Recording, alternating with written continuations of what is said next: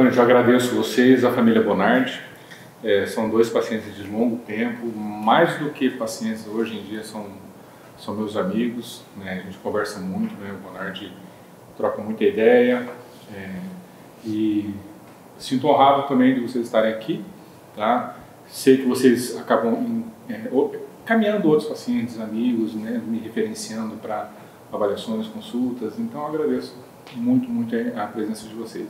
E estamos aqui para a gente conversar, trocar um pouco de experiência, ver como foi a experiência de vocês, né? Eu acho que outras pessoas que possam ter o mesmo problema ou que tenham algum diagnóstico semelhante, como proceder, a orientação que vocês dariam para eles, né? Mais do que a gente já conversa em relação a isso, mas é importante também ter essa informação. Eu acho que é muito interessante saber que o mais interessante, né? Pai e filho com a mesma patologia e teve o mesmo problema, né? De aneurisma de aorta, de dissecção de aorta, num espaço tão curto, né? Então teve essa vivência, né? Vocês acabaram, o Bonardi vivenciou a história do pai, depois teve a sua própria experiência, né? Eu acho que é interessante a gente discutir ou conversar sobre isso também, né? Então não sei que... Então, eu e meu pai, nós dois somos sobreviventes da dissecção de aorta, né? E aconteceu com o meu pai, foi em 2013, dia 26 de março de 2013, através do cardiologista da família, nós chegamos até o Dr. Arnaldo. E para nós, naquele momento, foi tudo muito novo, né? E foi a primeira vez de verdade que eu senti medo de perder meu pai. E aquela foi o Dr. Kengo, né? A primeira cirurgia que foi avaliada, né? Não, foi o doutor... Foi o senhor mesmo. 2013 foi eu, o Dr. Kengo, né? O Dr. Kengo participou também? Isso. E, enfim, foi toda aquela questão de apreensão das horas de cirurgia, tudo, a gente não fica com medo do que vai sair lá de dentro, né?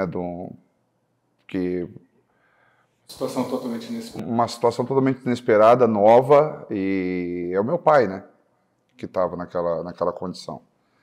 E eu me lembro daquele período de toda vez que eu precisava conversar às vezes com o senhor ou com outro médico, eu tinha muito medo do que ia vir da notícia, mas sempre o cuidado que foi dispensado para nós foi aquela atenção com a família, foi posicionar da maneira correta do que estava acontecendo, entendeu? Eu entendo hoje, depois de tudo que a gente viveu, que a melhor forma do médico passar para a família o que está acontecendo é a verdade da maneira mais direta possível, entendeu? Tem um risco tanto, se fizer isso, se não fizer isso, enfim, deixa a gente ciente do que está acontecendo, por mais duro que seja. E é muito rápido, né? É muito rápido. Você chega, tem um diagnóstico, né, Bonardi, e falou assim, tem que resolver, vamos para a cirurgia agora. Não dá tempo nem de pensar. Não. Você fala assim, mas vamos esperar um pouco. Eu falo, não, é agora. É agora. Já está arrumando o centro cirúrgico, daqui a pouco a gente já está subindo, né? Então, não tem tempo mesmo de pensar. Eu acho que o paciente nem tem tempo de imaginar o que vai acontecer. É a família que acaba sofrendo todo aquele período. Né? Você fala com uma situação muito grave, que tem que ir para a cirurgia que é uma das cirurgias com risco mais elevado, e a família fica esperando o resultado, né? Esperando o que vai acontecer, esperando o médico vir conversar depois. Isso eu sei que a angústia é muito grande. Né? Por isso que é importante uma explicação bem clara de tudo que pode acontecer e depois a gente explicar tudo o que aconteceu. Né? Então acho que no momento de uma hora livre, a hora que tem menos cirurgia, a gente vai conversar. E aí posiciona, falou, a partir de agora a gente tem tal período que é o de maior risco, que a gente tem que ter uma atenção a mais, enfim. E aí a gente, dia após dia, nós como família, a gente vai ganhando confiança, porque vê que a pessoa vai evoluindo, tudo. Isso que eu falo é da minha experiência como acompanhante, que eu acompanhei meu pai. Depois, como o senhor disse, aconteceu comigo, né? Pois é. Depois de um tempo você vem Depois aconteceu comigo. Com o exame alterado e vamos conversar, né? E vamos conversar, né? Aí o senhor queria operar, né, doutor? Falei, seu pai teve isso, você tem uma dilatação da aorta, vamos operar que é a hora. Aí, como todo bom paciente, falou, não, vamos esperar um pouquinho. Vamos esperar um pouquinho, não vai acontecer nada. Porque o mais difícil, né, de você aceitar uma cirurgia desse porte sentindo nada. Né? Assim, eu não sinto nada, por que eu vou ter que operar, ser submetido a uma cirurgia tão grande, sim, sendo que eu estou bem, não tenho nenhum sintoma, não estou sentindo nada. É mais fácil aceitar quando você tem dor, está sofrendo e tem que operar para aliviar tudo isso. Na hora da emergência a gente não tem opção, né? Sim. E foi 20 dias antes. Que eu te avisei. O senhor me avisou, falou, vamos fazer. Eu falei, não, eu vou esperar mais um pouco, vou ver o que acontece. E aconteceu e, graças a Deus, eu tive a oportunidade de ser operado, né? Mas eu lembro muito claramente do dia que a gente conversou e o dia que eu falei com você no pronto-socorro. Você estava bem tranquilo, né? Porque você tinha experiência já do que ia acontecer e tudo, mas você estava assim, não sei se era aparentemente, mas você estava bem ciente, bem tranquilo, né? A gente já tinha passado essa experiência de 2013 com meu pai, que foi a primeira cirurgia, e depois de 2019 o pai teve a endocardite, né? O senhor operou ele novamente, né? Precisou refazer tudo. Aí a minha situação aconteceu em setembro de 2020. Foi um ano e pouco após o pai, a segunda vez do pai, mas a gente já está calejado das experiências anteriores, né? E quando o senhor me falou naquela noite daquela segunda-feira qual que era o meu diagnóstico, que eu ia precisar passar, e eu sabia o que eu ia precisar passar porque eu tinha acompanhado meu pai. Medo é natural. Você tem medo, a gente tem medo de morrer. Eu estava com meu filho na época, meu filho tinha 1 ano e 4 meses, entendeu? Recém-casado, e tinha 36 anos, né, quando aconteceu comigo, entendeu? Mas o senhor deixou eu bem ciente, falou, Alberto, é assim, assim, assado, a gente precisa fazer isso. Você sabe como que funciona, nós vamos te preparar e vamos te levar para o centro cirúrgico. Graças a Deus foi tudo bem. Teve uma complicaçãozinha na minha primeira, né? Que o senhor falou depois que teve que desenrolar uma situação lá, enfim. Não, mas acabou resolvendo. Resolveu, mas teve um... Posteriormente aí teve outras cirurgias que a gente teve que complementar a primeira. Isso é comum acontecer, que a gente tinha falado, de secção de aorta. É muito difícil ser uma cirurgia. Geralmente, quando rasga aqui a ascendente, tem comprometimento do arco e descendente depois. Então, no primeiro momento, a gente sempre prioriza corrigir a ascendente, onde é o maior risco de morte, de romper, alguma coisa assim. Depois a gente vai tratando, faz o exame depois, a tomografia, ver se está tudo ok, ou o que precisa ser feito, e planejamos depois, né, o que aconteceu também. A primeira foi em setembro de 2020, aí em dezembro o senhor me avisou que precisaria fazer de fato a segunda, eu aguardei até abril de 2021, aí dia 19 de abril de 2021, 10 dias antes do meu filho completar 2 anos, o senhor fez a segunda cirurgia em mim. Que daí foi que puxou os enxertos, tudo. E foi quando abriu a segunda vez o tórax, né? E mudou a sua vida ou não? Muda totalmente. Muda muito, né? Doutor, eu também tenho a experiência para falar, né? O único problema que eu tinha, assim, eu só tinha pressão alta um pouco, mas tomava medicamento todo dia e nunca tive problema, assim, aparente de que eu um dia viesse a sofrer um mal maior envolvendo ter que operar. Eu estava trabalhando quando aconteceu isso aí, a primeira lá em 2013, e estava dentro de um supermercado, fui comer um pastel e senti aquele rasgou o peito, assim, de cima e embaixo. E a sensação? A sensação horrível. Uma facada, né? Uma facada, exatamente. E eu falei para o meu colega, eu estou infartando. Para mim, eu estava infartando naquele momento ali. Aí ele levou até a cidade que eu moro, Jacarezinho, e o cardiologista fez os exames que precisavam ser feitos lá e aconselhou que trouxesse para Londrina. Só que entre o momento em que eu sofri essa dor e o último momento que eu estava lúcido, 2 horas, 2 horas e meia, meio-dia, eu já não estava mais sabendo de nada. Eu cheguei em Londrina, acho que eram umas 5 horas da tarde, mais ou menos. Aí já fui, passei pelo ali, fizeram o cateterismo, quando foi 9 horas da noite eu já estava sendo operado. E você lembra vagamente? Não lembro, não lembro. Eu acordei lá dentro da UTI. Fiquei, acho que 26 dias, porque eu peguei uma pneumonia dentro nesse espaço de tempo aí. Mas correu tudo bem. Lógico, existe todo o desconforto do pós-cirúrgico, que a gente sabe que, por exemplo, ter que tossir com uma toalha no peito, segurando o peito, né? E não poder dormir de barriga para baixo é complicado, né? Mas que o pessoal mais reclama. Exatamente. E eu cumpri rigorosamente o que foi estabelecido e me recuperei bem. Até que, eu acho que não sei se foi o senhor ou foi o Dr. Takeshi, que me disse, se você tiver uma infecção de garganta ou for fazer um procedimento cirúrgico dentário, você tem que tomar antibiótico. E ele explicou, inclusive, para mim, eu não lembro se foi o senhor ou se foi o Dr. Takeshi, que pode acontecer de bactéria descer pela corrente sanguínea, aí eu já num termo técnico não sei o que é, e se alojar na válvula e você tem que refazer todo esse procedimento.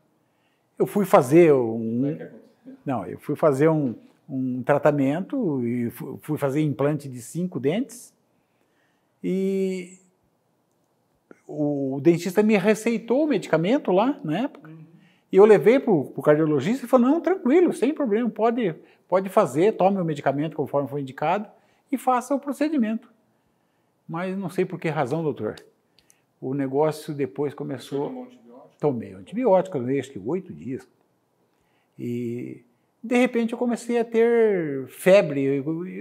Aparentemente, eu não tinha nenhum sintoma. E comecei a ir no médico, no hospital lá em Ourinhos, lá no hospital da Unimed, e eles acharam que era infecção urinária. Acho que eu fui 3 ou 4 vezes lá. Foi muitas vezes. E comecei a emagrecer. Até que o meu sobrinho lá, que é médico, ele suspeitou. Acho que nem tanto da endocardite. Acho que ele, para poder tirar dúvida, ele fez uma tomografia e o resultado da tomografia ele já mandou, aconselhou imediatamente, falou, consultar o senhor na época. A história é típica mesmo, né? Quem tem prótese faz tratamento dentário e depois de alguns dias, semanas, começa com febre, emagrecimento. Exatamente. Primeira coisa a gente pensa mesmo em endocardite, infecção, né? Duro para tratar. Não, mas aí que vem o problema. Eu tive que tratar a bactéria. Eu me lembro, acho que ficou uns 17 ou 18 dias tomando antibiótico como preparativo para a cirurgia. E eu internado no hospital. Aí o senhor me deu a notícia que eu ia ser operado o dia lá, eu fui operado, correu tudo bem, a cirurgia. Só refazer tudo.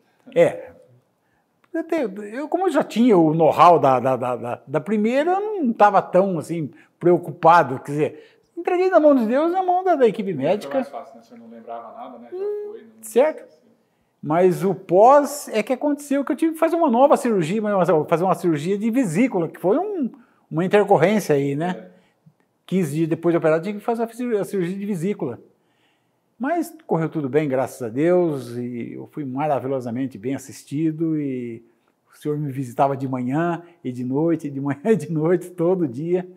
Mas a recuperação é trabalhosa, né? E hoje eu tenho problemas vários. Eu tenho problema de arritmia cardíaca, eu tenho diabetes, tenho pressão alta, e tomo medicamento, Xarelto, que é um anticoagulante, e tem problema mas tem uma vida absolutamente normal. Só que eu não posso praticar, por exemplo, uma atividade física pesada, eu não posso andar num sol quente, assim, digamos, muito rápido, que eu sinto canseira demais. Mas do resto eu faço... Tem as limitações de alimentação que a gente tem que fazer por causa das outras comorbidades, né? Cuidando da saúde. Mas no resto eu fui muito feliz nessa cirurgia e tenho que agradecer ao senhor que estava ali no momento, né? Estamos sempre por aí. Sim. A vida muda totalmente. Totalmente. Eu confesso que hoje eu sou uma pessoa totalmente diferente que eu era anteriormente. Eu era muito ansioso. eu tinha muita preocupação com as coisas, tinha que acontecer do jeito que eu pensava. A vida não é desse jeito. A vida da gente é como ela é. Você tem que tratá-la com simplicidade. Então hoje, eu sempre falo, eu vivo o meu hoje, o meu amanhã não quero nem saber se vai acontecer.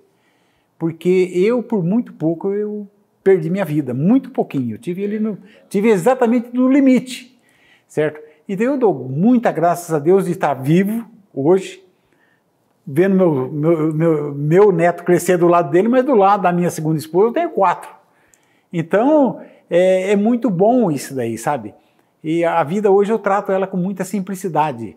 E isso me deu um conhecimento, sabe, de mim mesmo que eu não sabia que existia. Eu me preocupava muito com o trabalho, eu era muito preocupado com problemas de família, sabe? Tinha situações que eu não sabia como resolver, eu achava que era o fim do mundo. Não é nada disso. A gente tem que dialogar, tem que conversar e ser simples. É isso aí que aconteceu. Eu tomei um chá de humildade, a verdade é essa aí. É que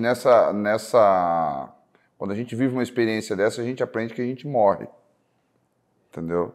Que a vida é assim, ó, entendeu? E é uma experiência que, de fato, é impossível não mudar. E eu fui mais ou menos nessa mesma linha do meu pai, de entender que problema todo mundo vai ter, faz parte da vida da gente, entendeu? Nossa vida, na verdade, é resolver problemas, né? E só que, se você não consegue resolver hoje, amanhã você tenta de novo, e vai indo, vai indo, vai indo.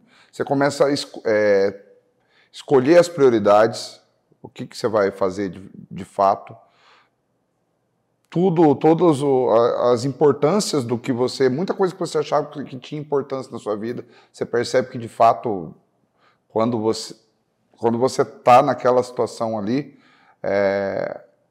aquilo não era nada, entendeu? Porque é tão grandioso o que aconteceu com a patologia que nós tivemos, tudo que a gente viveu, a experiência que a gente viveu, de medo, a experiência do medo, da incerteza. Eu, por exemplo, da minha experiência, eu me lembro do senhor conversando comigo antes da primeira cirurgia, que eu sei, acredito que a primeira foi a mais complexa, né? Que é feita extracorpórea, tudo, enfim. E eu me lembro de eu acordar na UTI, entubado, alguns dias depois, amarrado à cama, que é um procedimento normal, porque acredito que, tanto que eu acordei muito alterado pela vaga lembrança que eu tenho. E aos poucos a gente vai controlando, vai entendendo o que está acontecendo. E a gente estava, principalmente nós estávamos naquela condição de pandemia. E foi final de setembro de 2020, para começo de outubro já de 2020. Então tinha todo aquele cuidado para a questão de Covid, que eu acabei até tendo depois no pós-cirúrgico, o Covid. Mas o que mais eu tenho lembrança daqueles primeiros dias é da incerteza e medo de que em algum momento poderia acontecer alguma complicação decorrente de tudo que aconteceu e eu simplesmente acabar ali. E eu tinha um filho pequeno, né? Mas com os dias nós vamos ganhando confiança. Mas por quê? Porque eu tinha experiência do meu pai, que ele passou por isso. Mas para mim, eu estava sentindo o que meu pai sentiu na pele. Você está como espectador de fora, como familiar de fora, é uma condição. Você está vivendo, ser você que está ali é diferente. Tem a hora certa de fazer o Sem dúvida. E a hora certa é a hora que você está bem. Então, às vezes eu converso, como a gente conversou antes, de indicações de cirurgia, e o paciente fala, não, eu não vou fazer agora porque eu não sinto nada, então posterga. Aí eu falo, não, mas você não sente nada, mas a melhor hora de operar é agora, que você não está bem, o resultado vai ser outro, a recuperação vai ser muito mais tranquila. E é difícil aceitar isso, né? E o mais comum é, não, agora eu não quero e vou esperar. Aí a hora que tiver numa situação grave, volta, aí só que daí o risco da cirurgia é maior, a cirurgia é mais complexa, o resultado, a recuperação é mais difícil. Então é muito difícil aceitar, né? Só uma série de variáveis aí que quando a gente está como... Eu tive a opção de fazer antes, eu optei por não fazer, eu assumi um risco, né? Graças a Deus eu tive a oportunidade de quando aconteceu, dias depois de ser operado e de estar bem hoje, enfim. Mas poderia não ser. Quando se fala em cirurgia do coração, o pessoal fala, não, se eu fizer, morri, né? Então, não, e não é. É muito preconceito em relação a isso. Pelo contrário, eu acho que hoje a indicação de cirurgia é muito precisa. E se fizer na hora certa, a recuperação é muito mais rápida e vai ter uma qualidade de vida excelente, vai ter uma vida absolutamente... Como o meu pai tem, como eu tenho, eu tô com 40 anos agora, entendeu? E eu sou extremamente ativo, sei das minhas limitações, entendeu? Não tem como não ficar uma situação que a gente tem que cuidar da gente, entendeu? Eu sei até onde eu posso ir. E eu não vou além daquilo. Eu me lembro muito até... Para mim é muito marcante quando o senhor me deu alta da primeira cirurgia, que o senhor falou que eu não poderia mais beber, né? Até hoje não. E eu até hoje não bebi. Vai fazer 4 anos agora em setembro, entendeu? E isso é muito importante, você confiar no que o médico passa. Falou, você não pode beber, você não pode beber, cara. Aí é a tua opção. Você quer beber? É livre-arbítrio de cada um. Mas tudo tem sua consequência, né? Cada ação tem sua consequência. E eu optei por não obedecer, mas atender, entender que eu... Na verdade é a sua vida, né? É a minha vida, né? A sua saúde. Só eu sei o que eu passei, né? De verdade, né? Entendeu? E nós que passamos por isso, a gente sentiu na pele o que é passar por isso. A minha, como a do pai, só que o meu foi num espaço mais curto, dentro de 8 meses, o senhor fez 2 cirurgias grandes em mim, que abrimos o tórax 2 vezes, né? E cada vez são 2 a 3 meses aí de repouso, e você sente, eu lembro a lembrança de sentir às vezes que parecia que o osso externo ele tava fazendo assim, ó, entendeu? Nos primeiros dias. E medo, e você vai tomar banho é ruim, você vai fazer tudo é ruim, você vai entrar num carro, sair de um carro, eu não podia dirigir, né? É ruim. E a minha ainda aconteceu tudo dentro de uma pandemia, então a gente tinha isolamento, tinha afastamento das pessoas, não tinha contato, as pessoas irem visitar, porque é muito importante você sentir que tem pessoas preocupadas com você, que a família, que os amigos. A gente brinca, né? Nessa hora que a gente vê quem que de fato se importa com a gente, né? E é um divisor de água, totalmente. É uma vida antes e uma vida depois. Mas eu agradeço a Deus todo dia de ter a possibilidade de ter passado, entendeu? Porque a gente sabe da estatística da patologia que nós tivemos, como ela é complexa e quantos, pra gente estar aqui, quantos não conseguiram, né? O maior risco realmente é o risco de morte súbita, né? Às vezes não dá tempo nem de chegar. Doutor, eu vou te falar uma coisa do histórico nosso familiar. O meu pai faleceu em função de uma cirurgia cardíaca. O médico era o Dr. Kengo, que o senhor conhece muito bem, morreu aqui na Santa Casa de Londrina. Eu perdi um irmão com 53 anos de idade, um sujeito que, vou falar ele era um trator para trabalhar, mas ele não cuidava da saúde. Com certeza ele tinha pressão alta, ele devia ter arritmia cardíaca, ele devia ter diabetes, mas não cuidava, não se preocupava. Eu não sei se é um infarto, mas ele lá no atestado de óbito consta como morte súbita. Ele faleceu dentro da banheira da casa dele, ele chegou em casa trabalhou o dia todo, chegou em casa, tirou a roupa, entrou dentro da banheira, faleceu dentro da banheira da casa dele. Pode ser decepção, pode ser infarto. Eu só posso dizer que ele ficou inteirinho, escuro, preto, eu falava, certo? Arrochou o corpo. E não teve oportunidade Quem tem a chance é grande de morte súbita, de nem ter tempo de chegar no... Exatamente, Então, quando chega assim, até conversar e acionar a cirurgia, tem risco também. Tinha um paciente uma vez que veio com diagnóstico de dissecção de aorta, demorou um pouco para fazer o diagnóstico. A hora que fez o diagnóstico, eu já fui conversar com ele. Eu conversando com ele, falei assim, vamos ter que operar agora. O paciente jovem comigo, tinha mais ou menos a sua idade. Né? Falei assim, vamos ter que operar agora. Aí explicando cirurgia, no que eu estava conversando com ele, ele já desmaiou e teve uma parada cardíaca. A dissecção de aorta já começou a aumentar e provavelmente rompeu.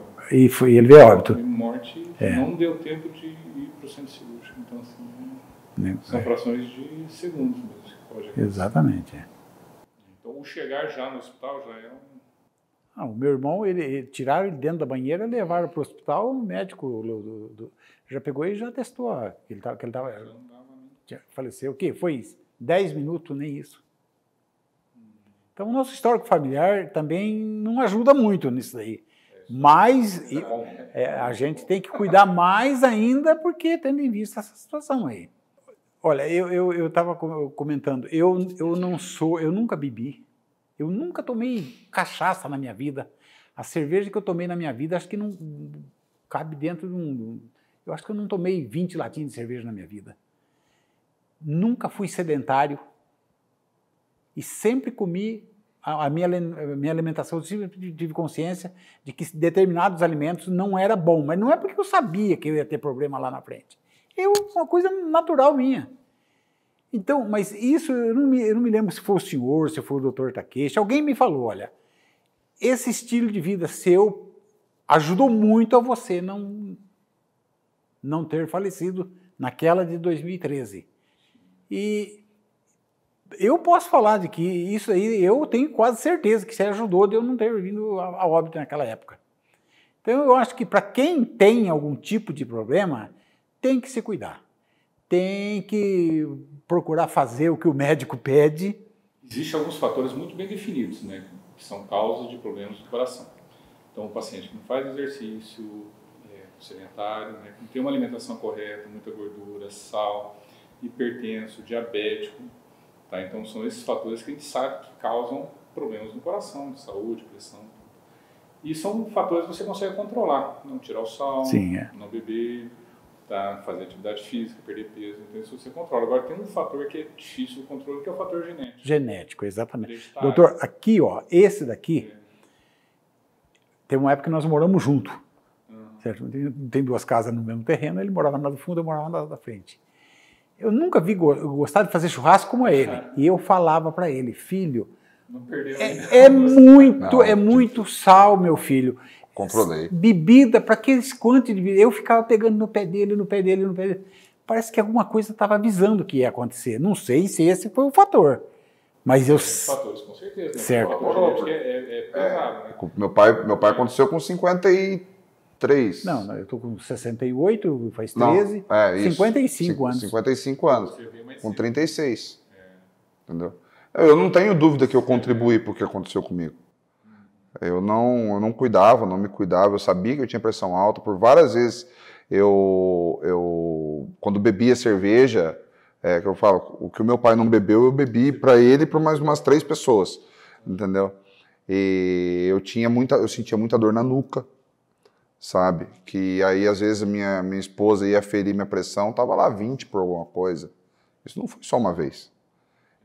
Não controlava. E gostava de um churrasco salgado, e fumei cigarro muito tempo, entendeu? Eu já não fumava mais quando aconteceu. Mas eu não me cuidava. Aí a vida cobrou, né? A vida cobrou o preço. Então, se tem... O mais importante de tudo isso que eu tiro da pergunta é... Escute o médico. Escute o médico. Leve a sério. Leve a sério porque... É a tua vida, né? Você não tem... Nós tivemos chance, né? Mas... Podia não ter acontecido, né? Com certeza. Eu acho que o espelho da família é muito importante. Então, se na família tem histórico, tem que se cuidar. Né? E existem situações, que o senhor falou, paciente infartado mesmo, que não é diabético, não é hipertenso, faz atividade física. Às vezes nem é muito claro essa questão familiar de ter problema. E fala assim, eu infartei, mas não tenho nada. De onde vem isso? Né? Às vezes é até difícil explicar, né? Pode ser que tenha um histórico de algum lado, ou simplesmente não tem explicação, simplesmente aconteceu com essas pessoas que teoricamente não era para acontecer, não tem nenhum fator, mas tem que sempre estar atento, principalmente a alguns sinais, né? Então, procurar sempre cardiologista, fazer exames de controle de rotina, ter uma qualidade de vida, né, com relação a não fumar, ter uma atividade física saudável, alimentação. Então, tudo isso faz parte do bem-estar. Não? Então, pessoal, físico, mental, né? Então isso é muito importante. Nem sempre tem explicação para tudo, né? Então pode acontecer, né? E simplesmente acontece. O fato de não explicar não minimiza o problema, tem que resolver, né? Sim. Tá? E você chegar com um problema, ter a solução do problema, tudo bem que seria uma solução mais, um pouco mais agressiva, que seria uma cirurgia. Mas depois da recuperação vai ser uma qualidade de vida, uma vida normal, uma qualidade de vida excelente, né? Então isso que é o mais importante. Tem que sempre cuidar da saúde, sempre fazer os exames, se tiver que fazer algum procedimento, realizar. E uma lição que eu tiro de tudo isso também é que, aí foi por até indicação do senhor, quando o senhor falou que eu precisaria fazer o segundo procedimento, né? Que o senhor pediu para eu procurar um acompanhamento psicológico, porque eu comecei a ter crise de ansiedade. E eu não imaginava que crise de ansiedade poderia nos abalar como uma bala, né? E a partir então de janeiro de 2021 eu comecei a fazer um acompanhamento com psicóloga, fui me preparando. Aí em abril o senhor entrou em contato comigo falando que tal dia eu internaria, tal dia eu seria operado. Eu tive natural muito medo, mas eu estava muito é um medo tranquilo, sabe? Falei, eu vou passar.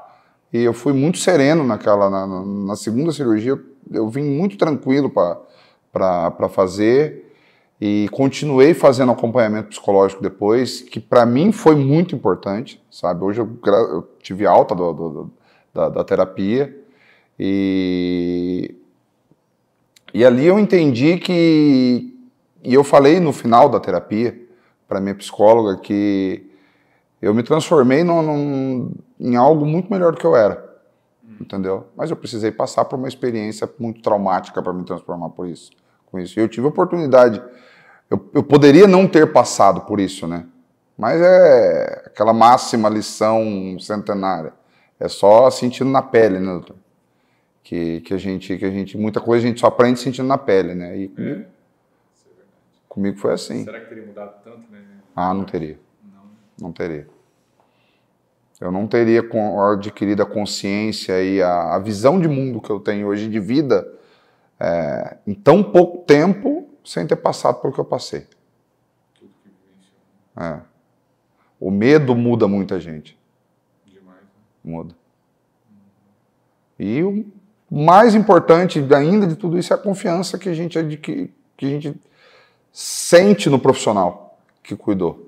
Eu falo mais assim, o mais importante é você ter, todo paciente que tem serenidade, confiança no procedimento, vai tranquilo para a cirurgia, eu já falo que o resultado positivo já é mais de 50%, tá? Porque você já vai preparado, já vai pronto para a cirurgia, você já aceita o procedimento, então a recuperação é mais fácil, não tem tantas complicações, é tudo mais tranquilo.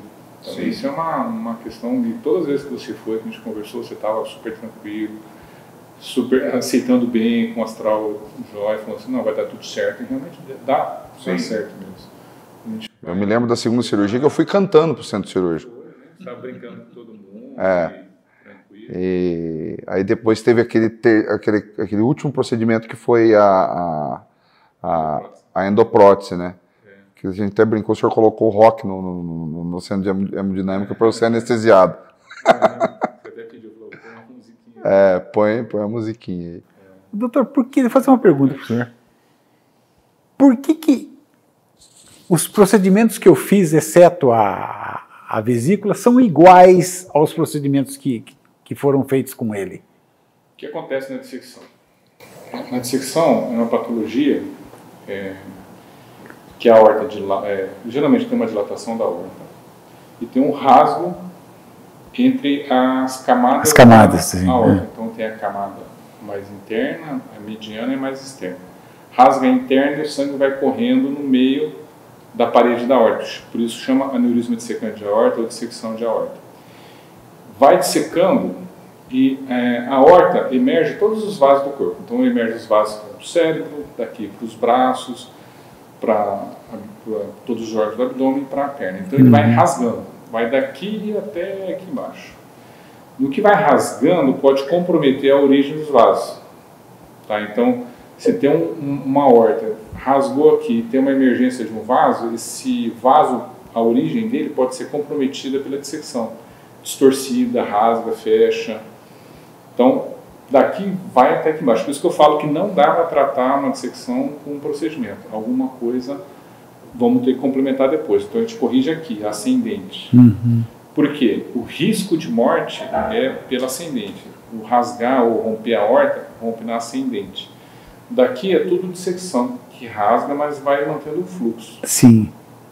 E o que nós precisamos fazer depois? Restaurar o fluxo para dentro da horta. Aí que vem as derivações, a endoprótese, tá? Conforme a gente vai, por isso que eu falo, vamos corrigir primeiro aqui, refazemos o exame para ver o que aconteceu, né, o que tem ainda de comprometimento, e a gente planeja depois para fazer. O planejamento é de acordo com o exame, depende muito. Sim. Né? Então, conforme a gente vai vendo que tem de alterado, tem de complicações, a gente vai corrigindo. E tem situações onde corrige o que é mais importante, que geralmente são as vasos que vão para o cérebro. Daqui para cá está dissecado, mas está mantendo a perfusão boa, às vezes a gente nem mexe, porque o risco-benefício não vale a pena, então a gente só observa. Nem sempre a gente trata. Sim, no caso do meu, doutor, precisou fazer a supraórticas que o senhor disse, né? Que ele tinha comprometido também essas artérias do pescoço, ou ele obstruiu Porque o que eu sentia da primeira para a segunda cirurgia, foram aí 8 meses, desse lado aqui, eu sentia toda vez que, naquele período que eu abaixava a cabeça para fazer alguma coisa, eu sentia que inchava aqui, ó. Entendeu? Aí o senhor falou, precisa fazer. O comprometimento aqui pode ser ou na origem, então a horta o arco é bem mais ou menos nessa região. Se for na origem, mais para baixo, eu consigo corrigir por dentro. Tá? No seu caso, o comprometimento era um pouco mais para cima, então eu não tinha acesso para cá, por isso teve que fazer as incisões no pescoço. Daí a gente faz mais para cima. Tá? E são correções de artérias, para mandar sangue. O retorno é venoso. Então, às vezes, o fato de fazer a cirurgia compromete um pouco o retorno. Às vezes, comprime, abaixa, e você pode ter compressão venosa e sentir isso daí, mas isso é normal também. Você vai... E o corpo, assim, é fantástico. O que ele pode resolver, ele vai resolver.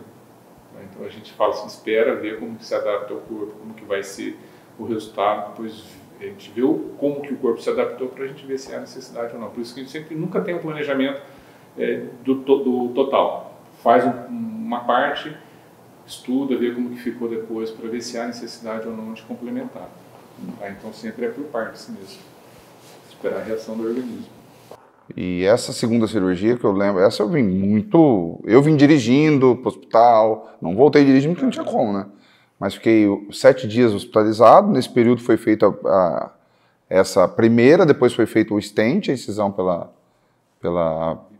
virilha, né? E o que eu me lembro que dessa segunda cirurgia, que foi muito grande também, mas o senhor falou, isso aqui o risco é muito diminuído em comparação à primeira, porque não precisa de extracorpórea, isso, enfim. Eu tenho lembrança de eu indo do centro cirúrgico para a UTI, acordado já. É bem mais... Entendeu? Bem mais tranquilo.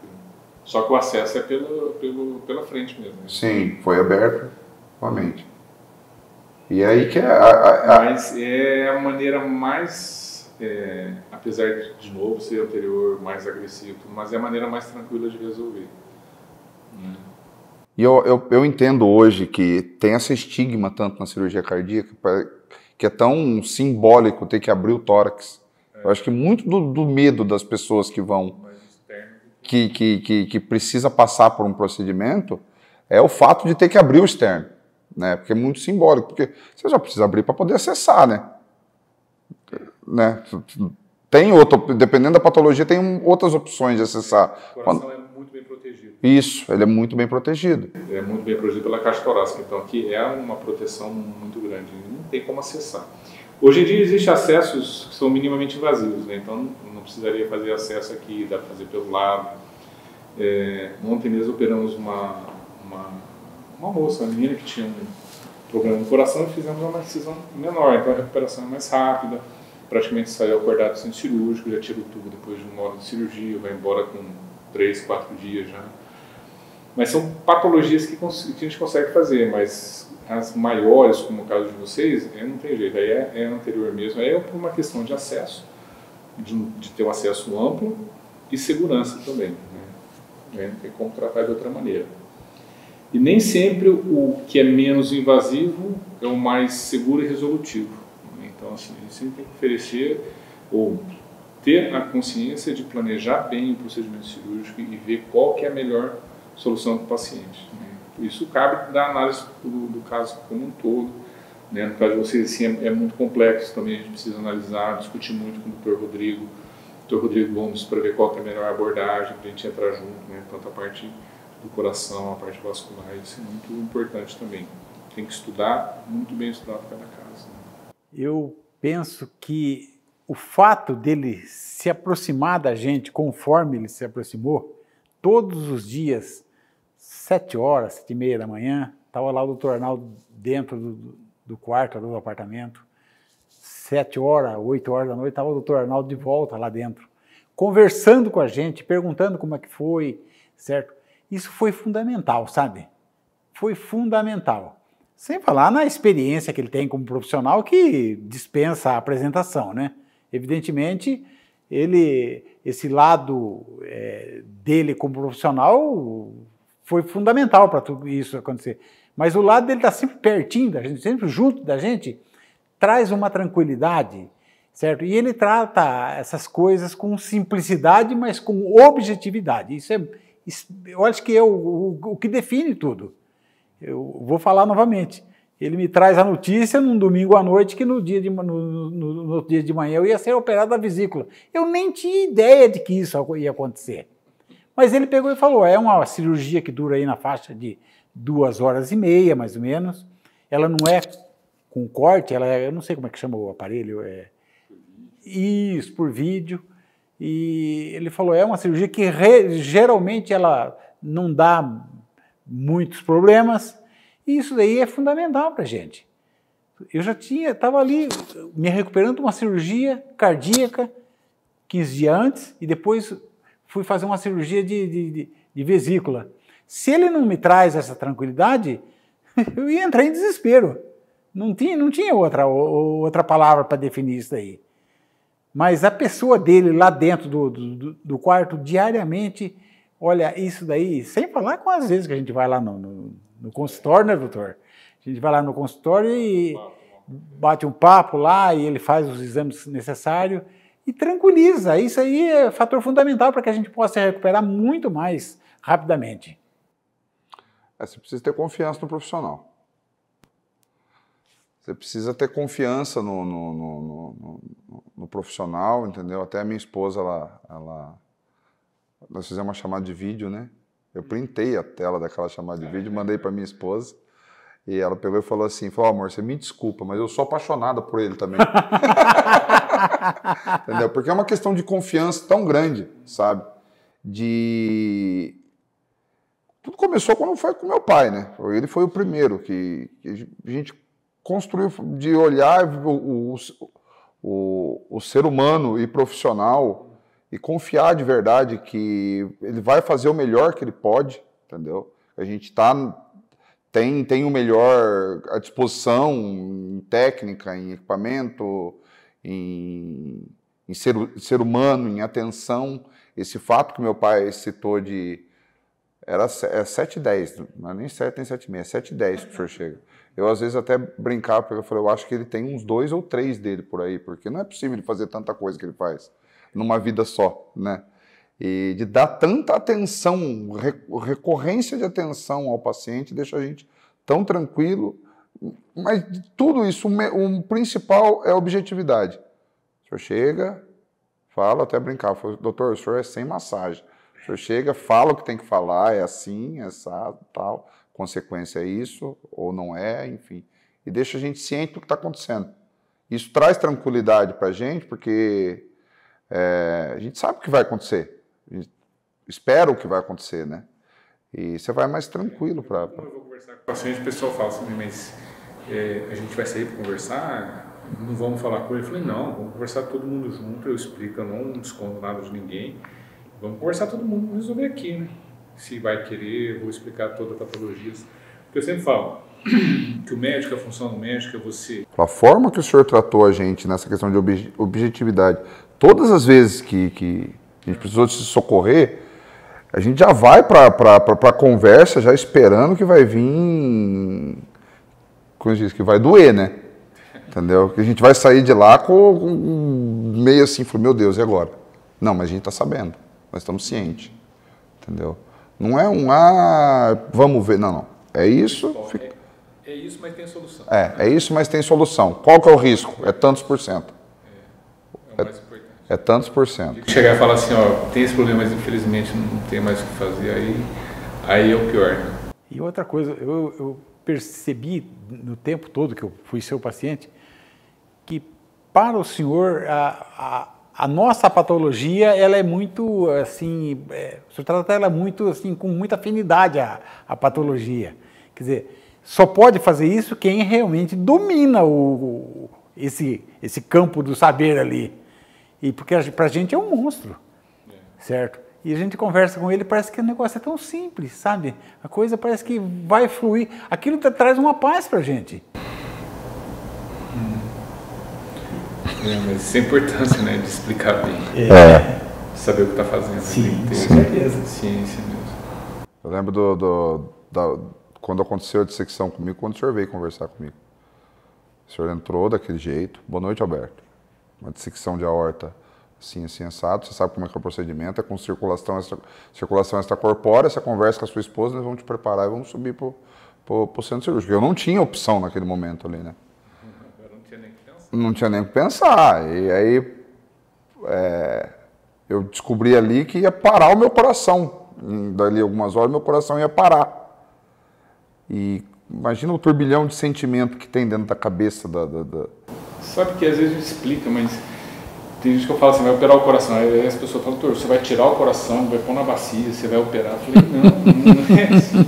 Então assim, é difícil. Às vezes as fantasias em relação à cirurgia do coração são muito grandes, né?